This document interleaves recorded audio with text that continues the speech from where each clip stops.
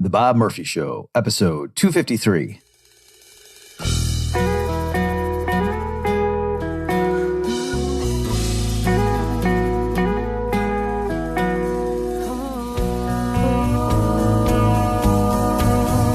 There's a tidal wave coming. What you gonna do?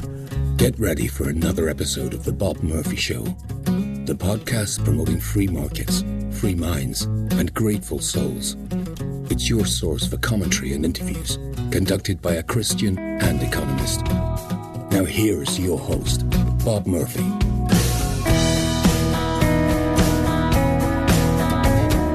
Hey everybody, welcome to another episode of The Bob Murphy Show. So first of all, let me apologize again for the lag in posting.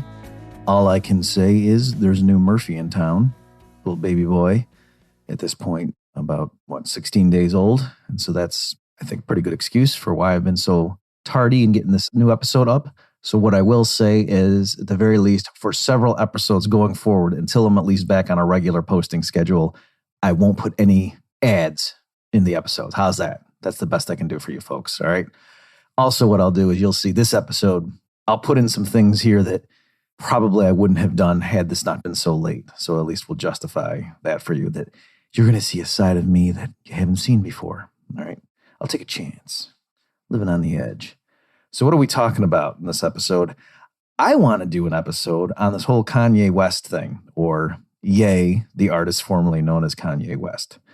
I think I'm just going to be referring to him as Kanye or Kanye West because if you don't know, he legally changed his name to Ye. And I don't know what the backstory is. If I ever have a conversation with him, that might be one of the things I explore. Off of his Jesus is Lord or King album, he's got a song about washing the blood. In there, he says at one point, they're trying to do a fake Kanye. I call him Kanye. That's right. I call him Kanye, like C-O-N-Ye, like a con man. And so I don't know if, like, in his mind, Ye is really what he was, and like the con. And so he's taking that out. I don't know.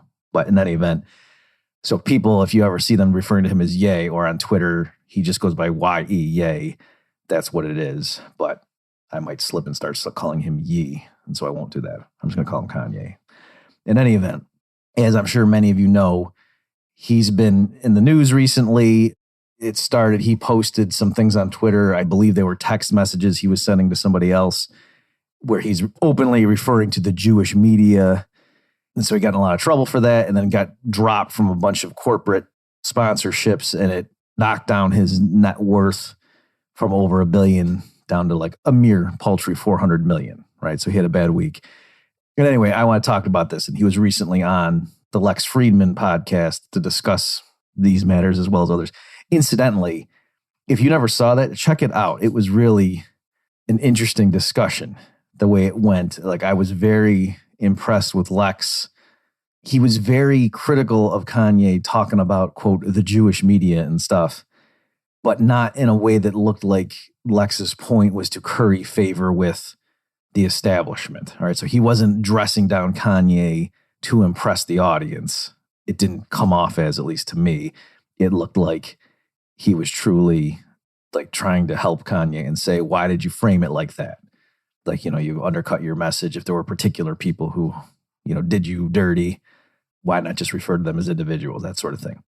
So that's what I want to talk about, because I think Lex missed an obvious way to try to get his point across, because what ended up happening, and I was going to grab some clips, but I don't know if it's going to make sense. I'll play you something in a minute here just to give you some context, but it seemed to me, because Lex is saying, well, but it wasn't the Jewish media, and then Kanye's like, oh, it wasn't? And his eyes are wide. Or maybe he was referring to like the people in the music industry that Kanye had been complaining about. He said, no, they weren't. It's clear that Lex is saying, why are you picking that particular thing to focus on? And whereas Kanye is taking Lex to be saying, I doubt you that in all these stories you're bringing up, these people were of Jewish ethnicity or heritage. Like, they must have been something out. And Kanye's like, no, what are you talking about? You weren't there. How do you know? So there was this basic misunderstanding at this first. And I don't think Lex did a good job of like just clearing up that misconception or presenting that to Kanye to say, this is my point. All right. So let me go ahead and at this point, let me just play some clips from that So I did get the sense, though, that Lex really was trying to help Kanye and to say, look, I don't feel like you have hate for the Jewish people. And I'm just trying to show you, if you had just phrased things differently, you could have gotten your point across and enlisted the help of some powerful people if you really have been mistreated professionally or, in your dealings with your divorce and whatever, visitation rights with your children and so forth. And so maybe I'm naive, but I got the sense that Lex really was just trying to help the guy, and the cameras happened to be rolling. And so you can take that for what it's worth. But I was, in contrast, when Kanye had just a bit earlier been in hot water for wearing a White Lives Matter shirt with Candace Owens at some event. And then he went on Tucker Carlson. To me, that seemed sort of like a very superficial interview. And, Carlson was doing over the top laughter at some of Kanye's remarks, which weren't intrinsically all that funny. It seemed kind of contrived to me, or orchestrated, let's say, choreographed. Whereas it looked like Lex and Kanye were having a serious discussion, and it got intense at points. It was sort of like there was rising action and, cathartic release at various points. And whew, and at the ending, I won't spoil it, but the ending was funny too, Kanye. it was funny at the end. So anyway, if you're not familiar with Lex Friedman, or you kind of know who he is, but you never sat down and watched the whole thing. And also, I would say on that one, if you are going to give it a chance, just watch the whole discussion instead of looking at clips. Because if you just look at clips, you might not get how, they started out and they were real buddy-buddy. In fact, in the beginning, Kanye is pulls out a notebook and just starts writing down full sentences that Lex is saying. To say, oh yeah, that's good, I'm going to write that. You know what I mean? And it doesn't come off as corny. It's that's just how Kanye is. You know what I mean? It's not like a standard podcast discussion or conversation. And so that's what I said. But then it takes a turn when they start talking about, okay, now recently you got in trouble for blah, blah, blah. And let's talk about that. So anyway, I'll stop praising my competitor. And then, also I should mention, there is the baby we alluded to earlier is a mere 7 feet from me sleeping. So if you hear a noise in a bit, it's him. Okay. So let me go ahead and just play you a clip, or possibly 2 clips back to back. I have to go look them up to see exactly how to convey it, but go ahead and do that. The truth is, I'm giving a fact. 50% today of, let's say you don't call Black people Jew, right? Black people's deaths today is abortion today, right now. That, it's not racism. That's too wide of a term. It's genocide and population control that Black people are in today in America, that is promoted by the music and the media that Black people make, that Jewish record labels get paid off of, or media companies. Record labels and media company also, so let's give it a wider. I agree with Martin Luther King.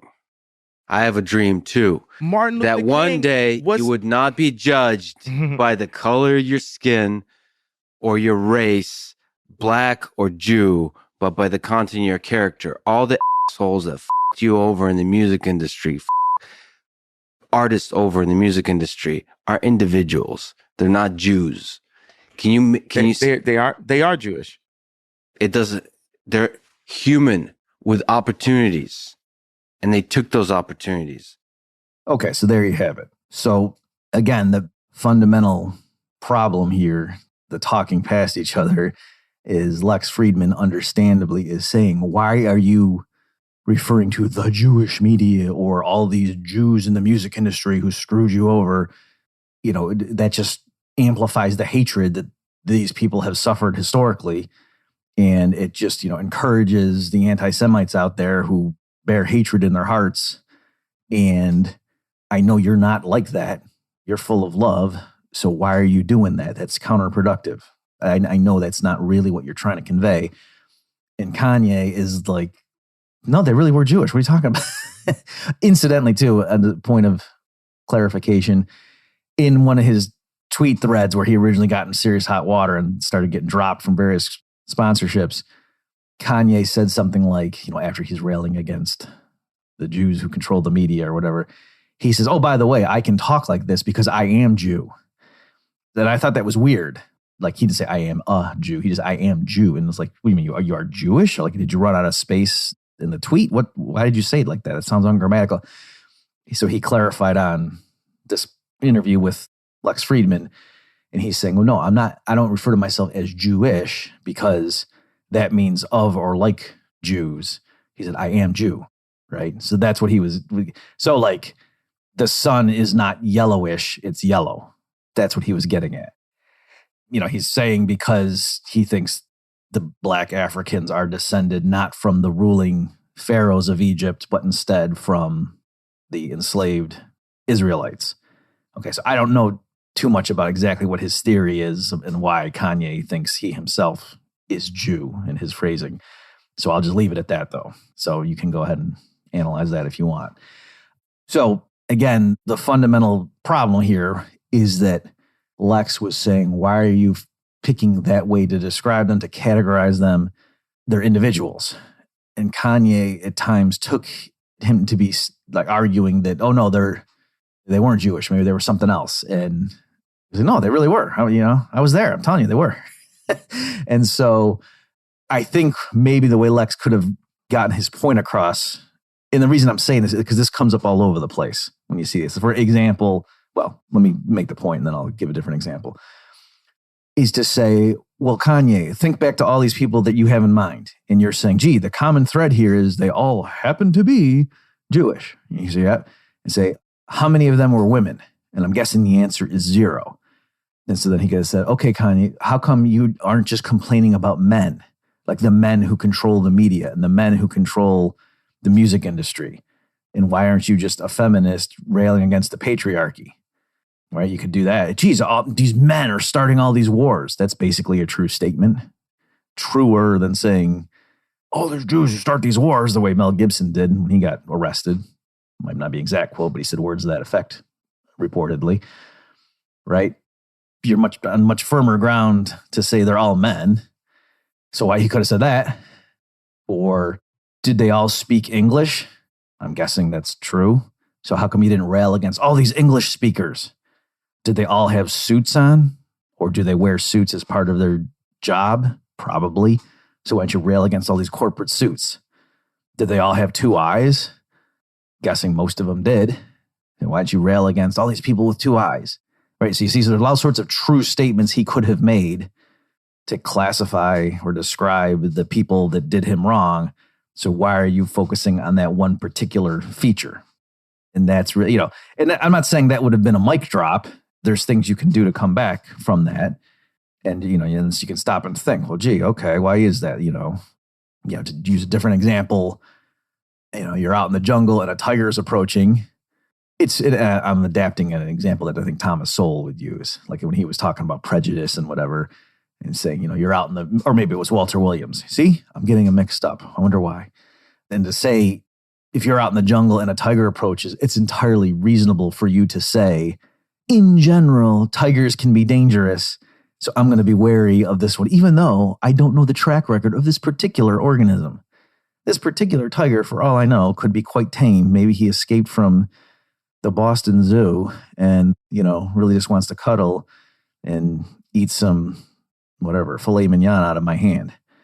But absent that knowledge, I am going to err on the side of safety. All right. So, someone who is prejudiced against certain racial groups, why couldn't they just say, well, statistically speaking, blah, blah, blah, blah, blah.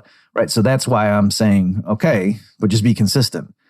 So you should also be afraid, of men. And in fairness, you're out walking on the street at night and you see 3 men approaching you, you're going to be a lot more on your guard than if you see 3 women approaching you. Right? I mean, that's normal. And it doesn't mean you are a man hater. But yet, I would say 100% virtually of the people online who I see who, they have their green frog avatars and put people's names in triple parentheses and chastise me for not addressing the Jewish question. And so there are people that do that.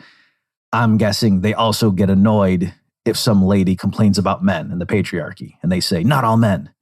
Right. So, okay, if you have ever in your life said not all men, then you really should not be making blanket statements about, why couldn't you say not all Jews? Right.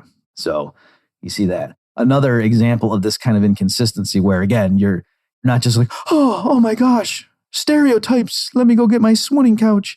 But just to say, okay, if you want to go that route, be consistent, would be, I was like with the IQ stuff.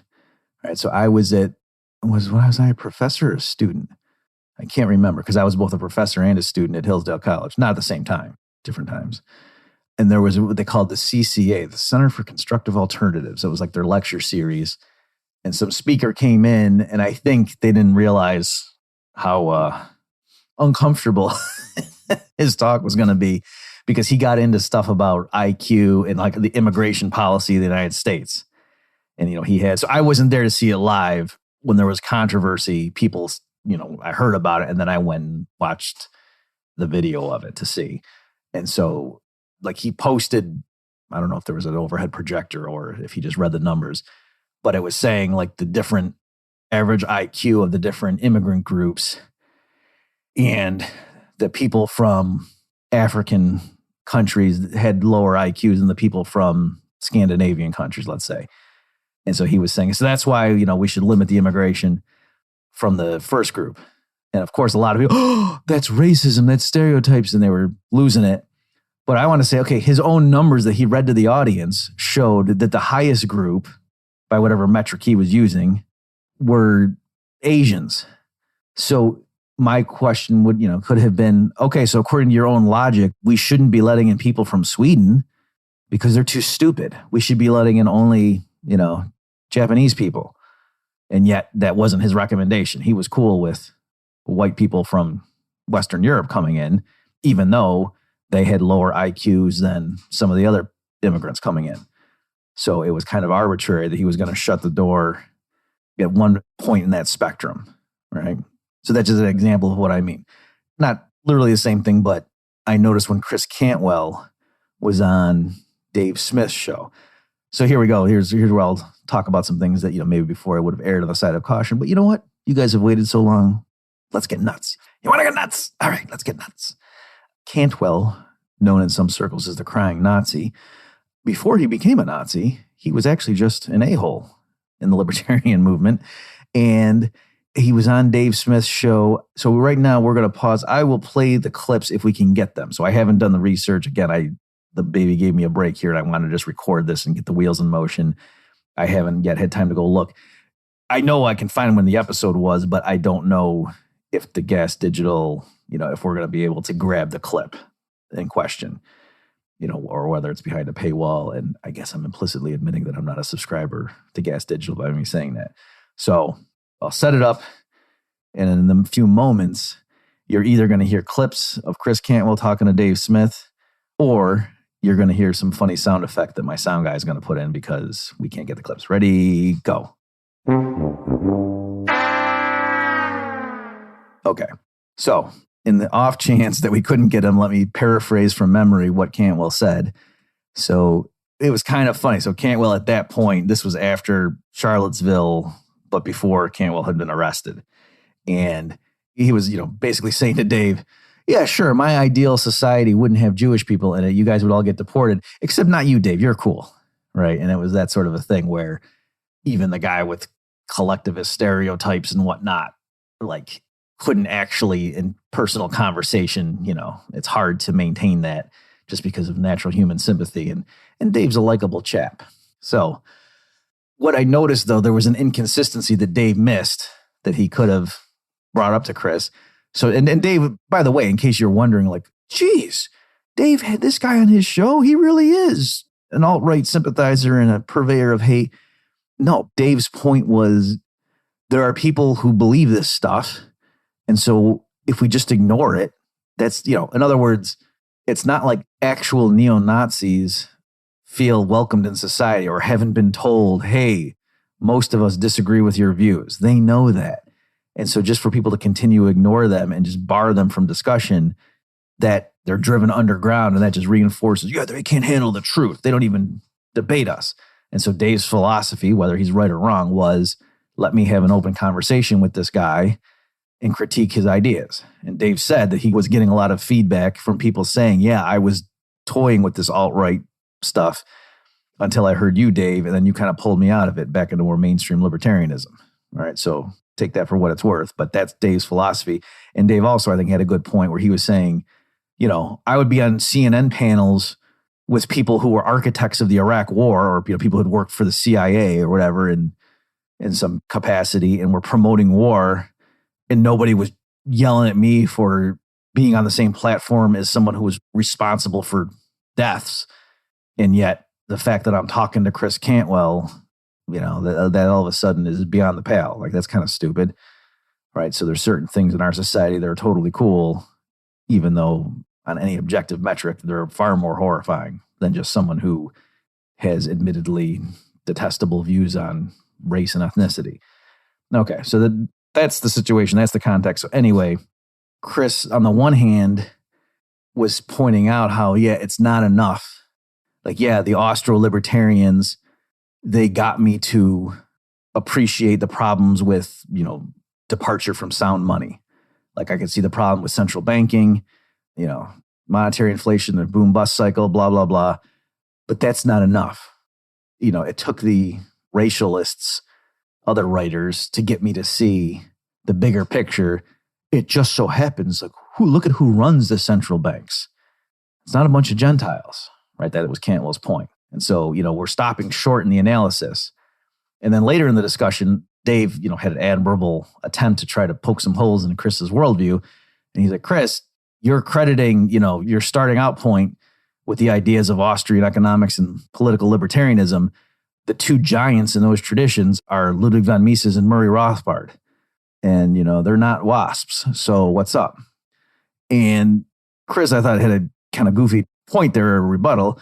And he said, oh, well, if Mises hadn't written Human Action, you know, some Gentile would have shortly thereafter. Or, you know, whatever Rothbard's insights were, some other guy who wasn't Jewish would have discovered them not that long after. So, no, I'm not going to say that there's good and bad in these people. Something like that. Okay, so that's goofy on two counts. So number one, just, I mean, you could use that for anything, and then we should never appreciate anybody's. And like Isaac Newton, he's a punk because somebody else would have discovered F equals MA eventually. And so no one's ever credited for anything, and that's kind of goofy. But also, he's being inconsistent. So earlier, he was trying to show how bad these people were because look at, they all run central banks. Say, okay, so if we didn't have them running central banks, what? Those institutions would have just collapsed? No. Gentiles would have come in and run them. And historically, I'm sure it's not literally 100% the way Cantwell was making it anyway. And so that's an obvious point that I was hoping Dave was going to make, and I don't think he did, but just to show you're being inconsistent here, that if you're going to blame them anytime they do something bad, but then anytime they do something good, say, well, they shouldn't really get credit for that because had they not done that good thing, somebody else would have done it. Okay, well, you could just say the same thing with the, you know, well, gee, if they didn't run the banks and charge usurious interest rates, somebody else would have come in and done it if they all just, you know, renounced their positions of authority and closed their doors. So yeah, you could do the same way. So that's what I'm saying. Like, yes, you can just say, oh, that's horrible. I can't believe anyone in this day and age has those views. But even just taking it straightforward face value, you could sit there and critique what the views were and say, no, that's actually kind of a goofy argument. All right. Before I forget, I did want to give some extra content, again, because I feel bad about how long things went. Let me give you a little gossip. I was supposed to moderate a debate between Chris Cantwell and Jeff Tucker. I believe the topic was brutalism. I could be wrong about that, but I think it was something like that. And I bowed out of that because I knew I could see the trajectory that Chris was on at that point. And I just thought, no, I don't want there to be video out there of me moderating a debate with this guy as one of the debaters. And specifically what it was is there had been a shooting. It was like I want to say a Walmart, but I don't know if that's right. But like there were two off-duty police officers that were like eating pizza somewhere, and some guy went nuts and he was going around shooting people, and he went up and like shot him point blank. And Cantwell was, you know, in his platforms, he wasn't openly endorsing it, but he was kind of playing footsie with it. Like, well, you know, like speaking of it abstractly. If agents of the state are doing this and they're violating your rights, and, you know, does anyone get mad if the members of the French resistance attacked some German officers if they were eating a baguette in Paris? You know, stuff like that. Like, so he wasn't literally saying, yes, I advocate people who listen to my show should go do such and such, but you could see what he was hinting at. And I just thought, no, that is so far away from anything I want to be related to. I don't want to be in the same zip code as this stuff. And so I pulled out of that debate and I made the right call. Right. So this was, like I say, before he was openly espousing Nazism on Vice television shows or whatever that thing is. So there you go. That's a little gem for you, little inside gossip to help justify the fact if you contributed to this show and you haven't seen an episode in 2 weeks. Okay. So let's, again, just think a little bit more about this stuff. So, you want to talk about stereotypes. Okay. Again, you could just say, we're not going to do stereotypes, period, the way, Lex was. But then you can say, well, they are useful. Like I said, the tiger example, or, I've noticed I go into Chinese restaurants. They're typically run by families and they've got like the kids working and the kids know how to make change at the register. They're running around and then they go, and when it's slow, they're over in the corner doing their homework. And I can't help but think, okay, yeah. And I know from the data that in general, people in China have a higher savings rate than Americans. I'm seeing a sort of biased sample, of course, by those who are immigrants and they're going to be entrepreneurial. Don't get me wrong, but they stress education. There's all the stereotypes of the tiger mom and things like that. And it tells me, it reinforces my prediction that yes, China is going to be the superpower of this century. It's not fully there yet, but I think the U.S. empire is collapsing and it will be replaced by the Chinese. And I've noticed too, like in their movies, that there's because you can see movies right now where there's a sort of blend. I forget the name of it, but there was a movie recently, maybe like in the last 2 years, where it had Arnold Schwarzenegger and Jackie Chan in it. So I'm guessing that pins it down. You can figure out what movie I'm talking about. There's probably not too many movies like that. And it had like when it was Chinese characters speaking, they spoke in their language and it was, subtitled in English. And then, Arnold was speaking in English and so on.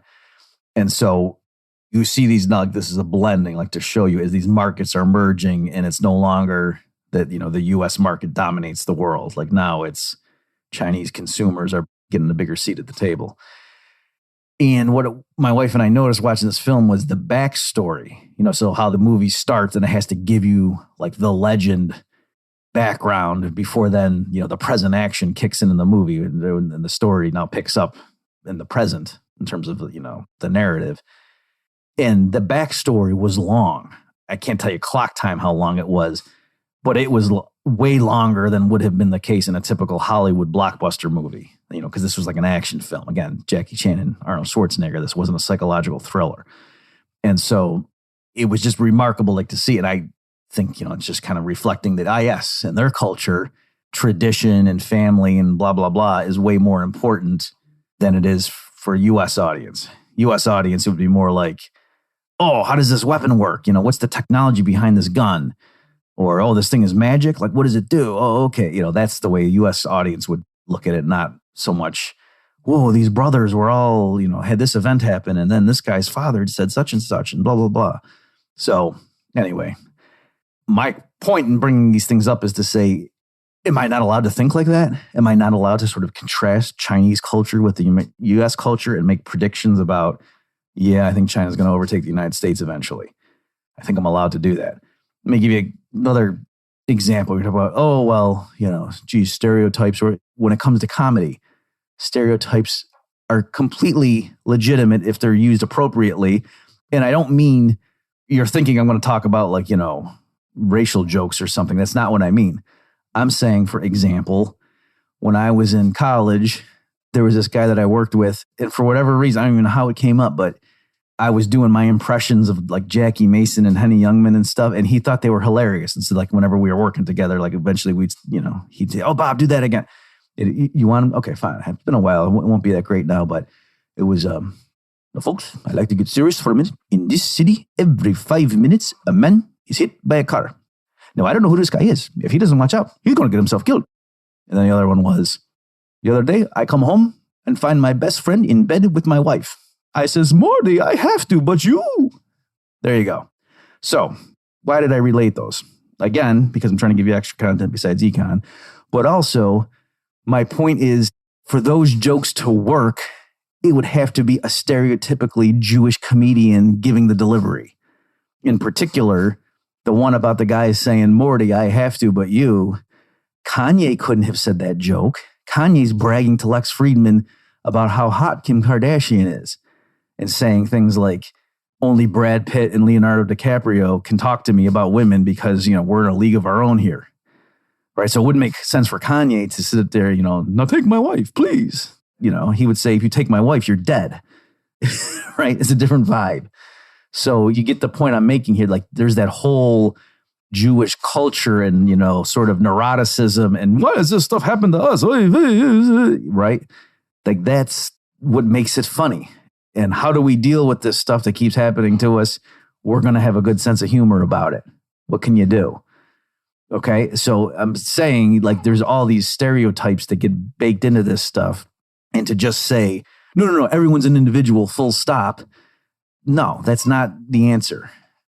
All right. Going along with these issues of, okay, if you're going to look at things in terms of groups or whatever, group dynamics, there are patterns, right? Historically, what often happens is there's a displacement. The Jews get persecuted in one region. They flee. They end up somewhere else. And then within a generation, they own a bunch of the businesses in that area and often concentrated in the financial sector. And that helps explain why there's such resentment against them, right? These people come in with the shirts on their backs, and then a generation later, their kids are richer than our kids.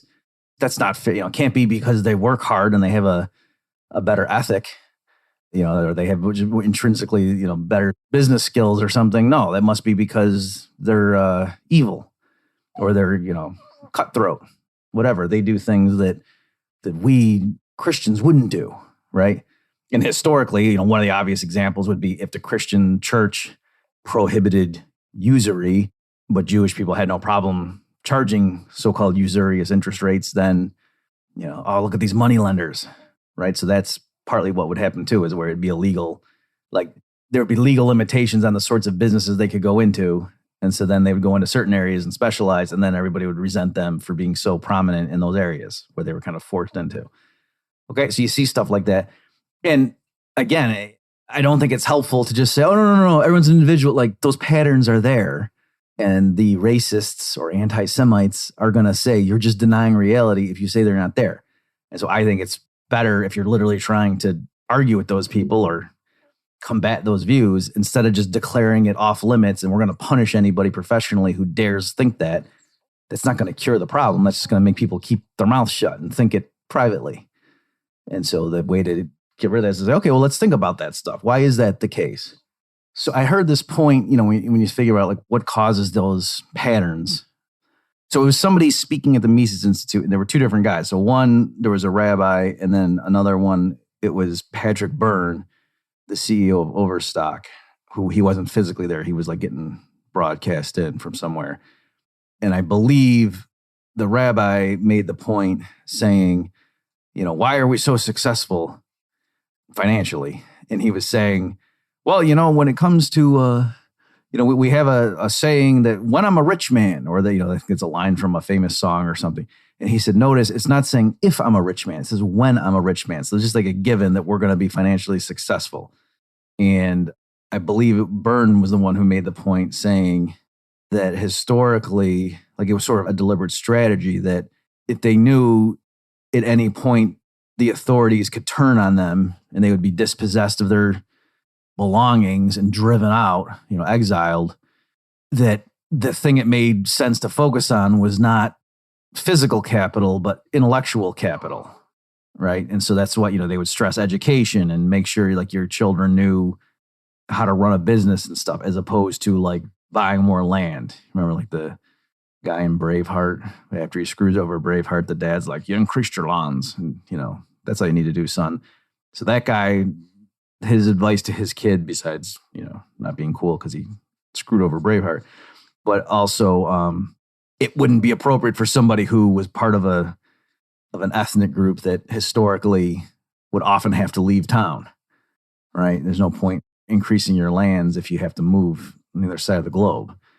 So that was what I believe it was Byrne's point, was he was saying is that the Jewish people, because of their circumstances and what happened to them historically, then, they adopted the strategy of, teaching their children to be very resilient and, have a lot of capital, as it were, up in their heads, as opposed to, having a bunch of machinery or owning a bunch of factories or something, because that could be taken from you by the local authorities. What else do I want to say on patterns and things? So this issue of Kanye lashing out, I've noticed this, right? It's that there is this animosity. When I was in grad school, I was bouncing around from various neighborhoods that I kept moving to progressively worse neighborhoods in terms of crime to do better on the rent, as I got braver and more street savvy and figured out, okay, this place is all right. I know how to survive here. And one of them was Crown Heights, and there was definitely some racial tension there, and you could see that, like, the Jewish Hasidic community all decked out, and then right next to a very predominantly black community, and they did not interact well. Like on the subways and stuff, I would just see, people harassing the Hasidic Jews, and there was an incident in the 80s, I think, where there was a funeral and somebody driving the car ran over like a little black kid that was crossing the street, and that was, it was not good. So anyway, I also noticed it with the movie Straight Outta Compton. You weren't expecting me to go there, were you? So the background, it's like NWA and all these groups, and, Eazy-E, Boys in the Hood, and they were all buddies. And then there's a split, and Eazy-E goes to war with Dr. Dre and, Snoop Dogg. And in the movie, they really make it look like they were all buds. And then this Jewish guy comes along from the music industry and peels Eazy-E off and corrupts him with promises of millions of dollars if he will just, leave his brothers. And then that's what happens. So it's portrayed as, Eazy-E made the wrong choice, but he was corrupted by this Jewish devil. And it was, what's his name? Paul Giamatti was the guy who played the Jewish record label guy. Incidentally, since I brought up that movie, let me just mention, I thought they did not do a service, or they did a disservice to Eazy-E, because after they make the split, they showed how Dre and Snoop did their funny, rap put downs of Eazy-E, but they didn't show how Eazy-E hit back. And I believe it was in the album 187 Killa, where 187 is the police code for a homicide, as we all know. And in particular, I have in mind such songs as Real Mother Effin' G's, where Eazy-E says stuff like, all of a sudden, Dr. Dre is a G thing, but on his own album covers, he was a she thing, which, in a modern LGBTQ plus environment may not be such a valid thing to bring up, but at the time, some might have considered it relevant. And then somebody else on that song, wasn't Eazy-E, somebody else was saying, just take a good look at the fella and you'll capture the fact that the master is simply just an actor who mastered the bang and the swang and the mental of fellas in Compton, Watts, and South Central. Now, I should mention that in the actual lyrics, they did not use the word fellas. They used a different word that I certainly cannot say, especially while I'm holding the baby. Kanye could say it, and he'd be, that'd be fine, but I cannot repeat it. I'm debating whether we should go ahead and re-record this, but I think I want to leave it in. I think the baby adds something to the effect. Okay, so there you go. There's definitely this animosity, and, I've often wondered, what is it? Is it like both groups have been marginalized by the power structure, and is there some sort of clashing over that turf? I don't know. As a white guy, what can I say? I'm not qualified to weigh in on this conversation. I will say that the stereotypes, so I've argued that, there can be ways in which stereotypes are fine. They're useful. They can add to comedic value. And I think it's fine to, when you praise the attributes of someone, like I say, like to say, oh yeah, the Chinese people tend to stress family and education and so on. They're entrepreneurial. Like, I don't think some people don't like that. They say you shouldn't talk like that. It puts unfair don't say, oh, all the Chinese kids are good at math, because that's not true. and it's not fair to the, puts on undue expectations, then it's harmful to other groups who then, if people just assume they're not good at math because, the Chinese kid will be better, that kind of stuff. Fair enough. But again, I think there's plenty of context in which thinking like that is fine. So I guess what I would say is the reason hateful stereotypes are wrong is not because it's a stereotype, but because it's hateful. Like, that's the issue. And so I think Lex missed the mark when he was saying to Kanye, everybody's just an individual, just treat it like that. It's that in general, no, there's plenty of situations in which you can. I mean, for example, Malice rails against the corporate press. And whether you like that term or not, I don't think it would work to say, no, let's treat each member of the journalism profession as an individual and, let's not lump them together. You know what I mean? Like or people talking about neocons or something like, yeah, sometimes if you unfairly label someone or it's just you use it just as a pejorative and you don't analyze their arguments, that's a problem. But the mere act of coming up with a category into which to put people, I don't think per se that's a bad, these free bankers. They're always talking about fractional reserve banking being allowed. And I don't like, are we allowed to call people free bankers? Right. So we use categories and distill down the various viewpoints of people. There's different artists and, these people were part of this movement and these people were part of this movement and so on. And we're going to just say you're not allowed to tell. Yeah, each individual artist had his or her own nuances, but it makes sense to have different periods in art history and different movements and to say, these people belong to this school and these people belong to this school. I'm an Austrian economist, even though on some matters, I'm more favorable to game theory than I'm guessing Hans Hoppe is. It still makes sense to say there's such a thing as the Austrian school. Okay, let me also address head on.